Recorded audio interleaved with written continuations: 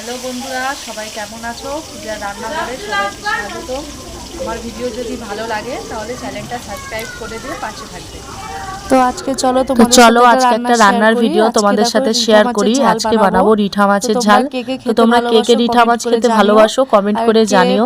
আমার রান্নার ভিডিওগুলো তোমাদের কেমন লাগে কমেন্টে জানিও। আর যদি ভালো লেগে থাকে তো ইউটিউব চ্যানেলটাকে সাবস্ক্রাইব করে দিয়ে পাশে বেল আইকন অন করে দিও, আর যাতে আগামী দিনে আমি